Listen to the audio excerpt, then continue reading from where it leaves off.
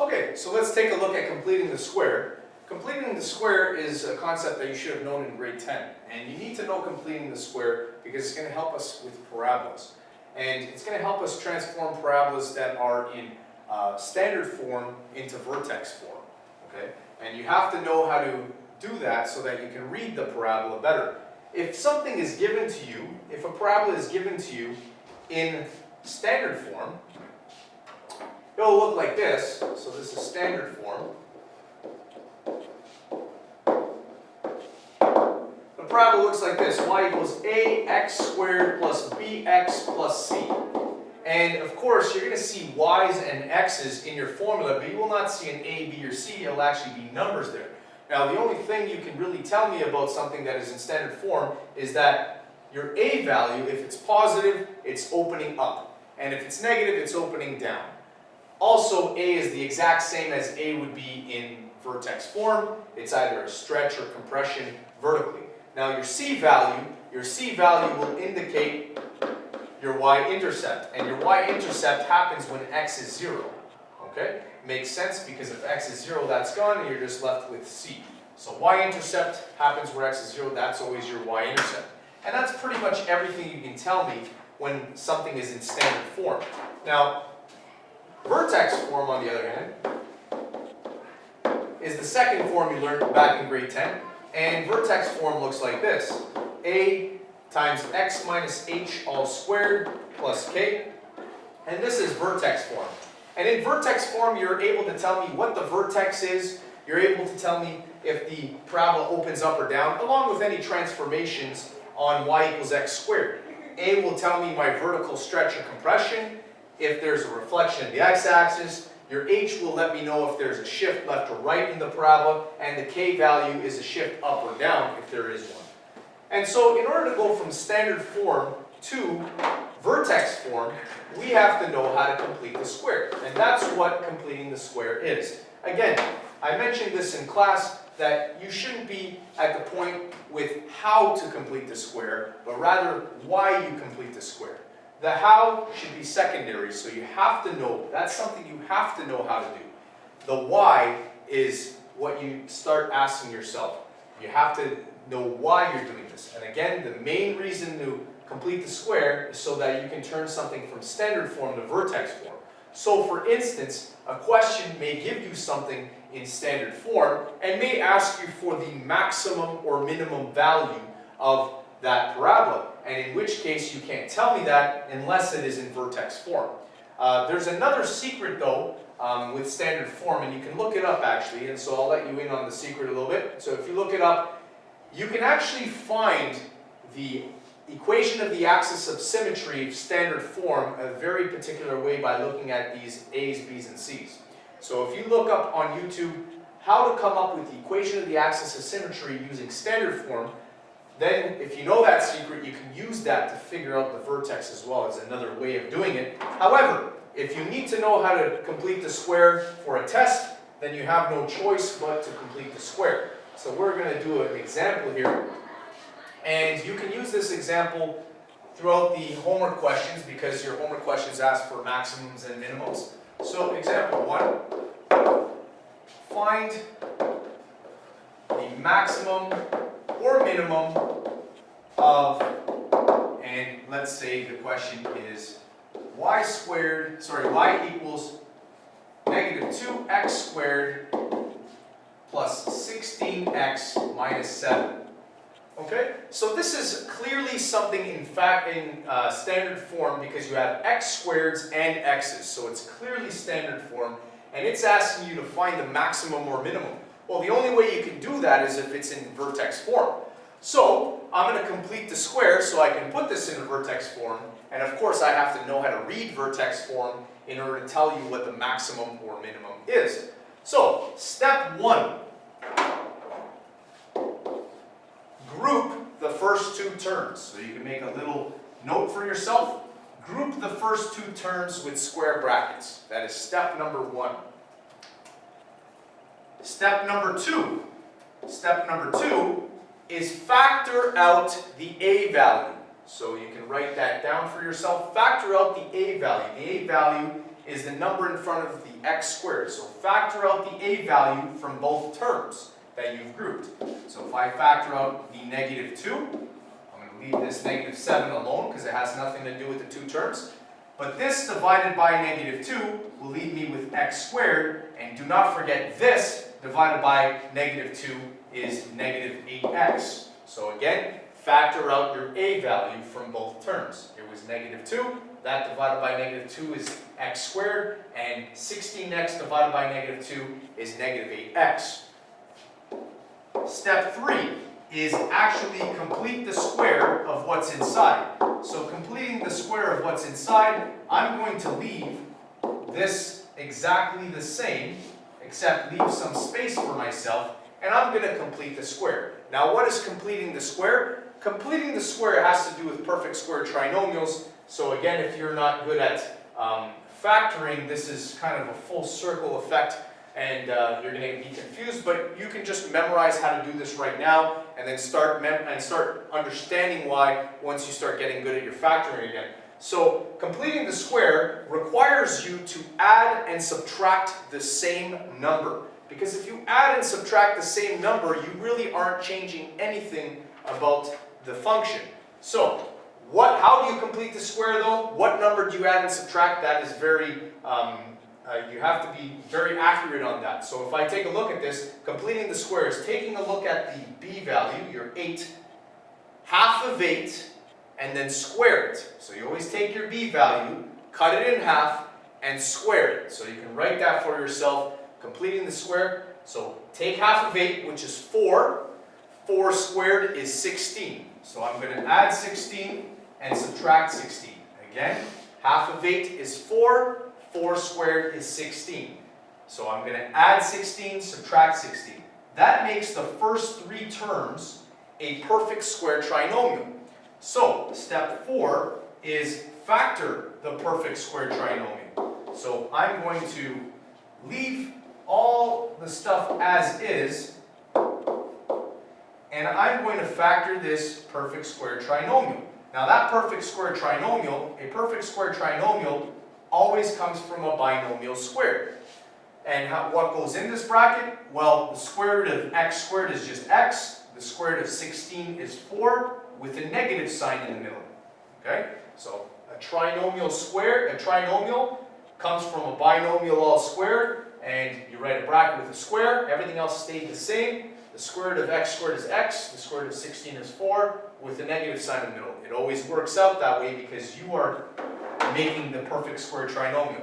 Step 5 is re-expand the negative 2 into the 2 things in the bracket. So I'm going to do negative 2 times the first thing and negative 2 times the second thing. So negative 2 times that thing is just negative 2 times this.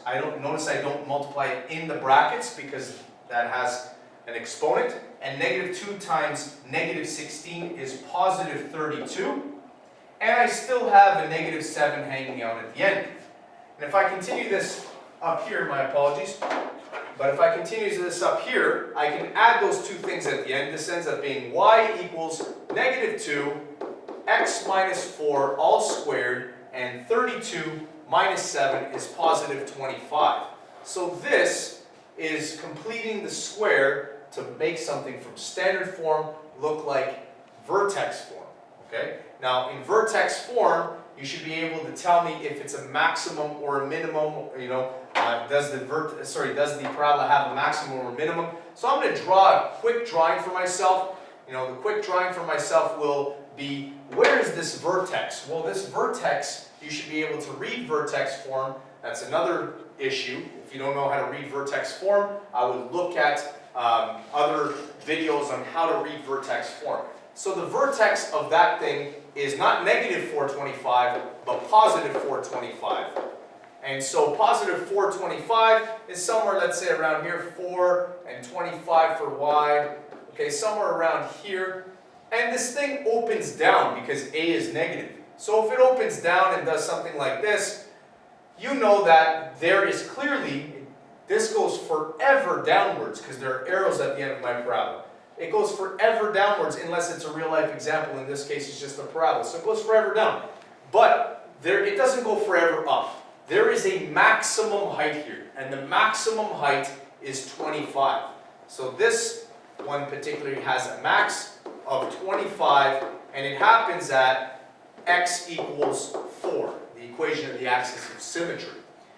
Now, I'm going to just go and do another example that was in your textbook, and it dealt with finding a final answer and picking a number at the beginning. And you should end up with something that looks like this in function notation. The final answer and what number you picked at the beginning. You will know what question I'm talking about if you did this question from your homework. It's number 13 in your textbook. So, if I multiply this n in here to make it look like something in standard form, if I multiply the n in here, I'm going to first multiply the n times negative 3n squared, negative 3n, which is negative 3n squared, and n times 24 is positive 24n. So this will be my new formula, but in standard form with n squareds and n's. And then the question asks you for what is the maximum final answer you can have.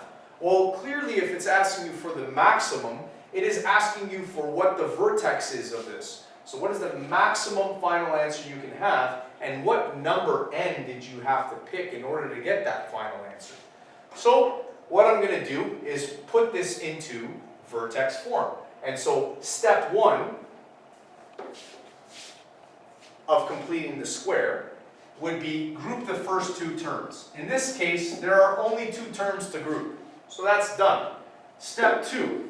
Step 2 is factor out the number that is in front of your x squared. In this case, it's not written as x squared, it's written as n squared. It doesn't matter. So in this case, it's the negative 3. So if I factor out a negative 3, the negative 3, that's your a value, if I factor it out from both items there, this divided by negative 3 is n squared, and this divided by negative 3 is negative 8n. So remember to factor that a value from both terms that you've grouped. In this case, there are only two terms. Step 3 is actually to complete the square. So completing the square, remember how we do that? We leave some space inside the bracket and everything else stays the same. Okay? And how do you complete the square? Our middle value is 8, happens to be 8 in this example again. But whatever your middle number is, remember how to complete the square. You always take half of it and then square it. So in this case, half of 8 is 4. 4 squared is 16. So I'm going to add 16 and subtract 16. Remember, adding and subtracting the same number is really like adding nothing, because 16 minus 16 is nothing. But this helps us turn this into vertex form. And this, completing the square properly, makes the first three terms a perfect square trinomial. Remember to always add and then subtract the same number. Now that that's a perfect square trinomial, step 4 is to factor the perfect square trinomial. So I'm going to leave this stuff the same, leave the negative 16, but this perfect square trinomial comes from a binomial squared. And once you get good at the factoring again, you'll understand why. But right now we're just, memorizing how to do this until we really figure out how to factor perfect square trinomials again. Once we figure that out, this will make more sense to you. But you should have known that from grade 10. So factoring this perfect square trinomial, the square root, it comes from a binomial all squared. The square root of n squared is n, the square root of 16 is 4, and the middle is a negative, so that's what goes here. And then step 5 is re-expand your a value, in this case, which is negative 3, back in here. So negative 3 times that is negative 3 times the first item. Notice I don't multiply it in because it's all squared. And negative 3 times negative 16 is positive 48. So positive 48. And this will be our function in vertex form. So then you ask yourself, draw a quick picture for yourself, and your quick picture should include your vertex. In this case, your vertex is the number 448. So the vertex is 448, not negative 448, 448. And 448 is somewhere around here. 4 and 48 all the way up here. It's way up there. 448, somewhere right there. And when we go to graph this, we know that this graph opens down because it's negative, so it's going to open down, and it goes forever downward. It doesn't go forever up. There is a maximum, and the maximum height is 48. So therefore, there is a maximum of 48, and that's when you picked the first number, n, to be 4. Okay? So hopefully this brings back some memories on completing the square, and hopefully you challenge yourself and try some completing the square problems, or look some other YouTube videos up and complete the square along with whatever teacher is teaching you how to complete the square.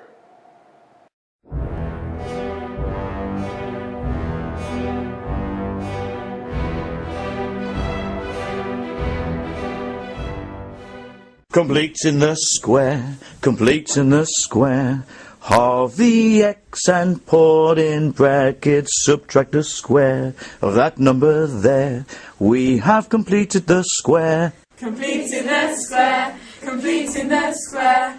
Halve the x and put in the brackets, subtract the square of that number there.